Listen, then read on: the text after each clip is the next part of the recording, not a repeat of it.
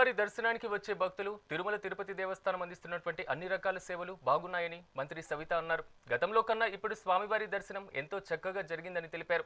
నైవేద్య విరామ సమయంలో శ్రీవారిని దర్శనం చేసుకొని మొక్కులు చెల్లించుకున్నారు. और आपत्तिजनक रील बनाकर सोशल मीडिया पर पोस्ट करना वर्जित है।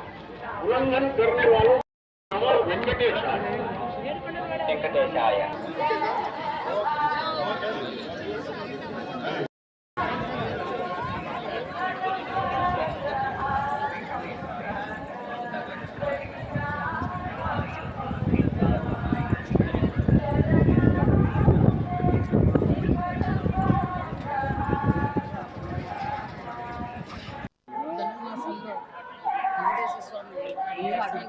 చాలా బాగా జరిగింది.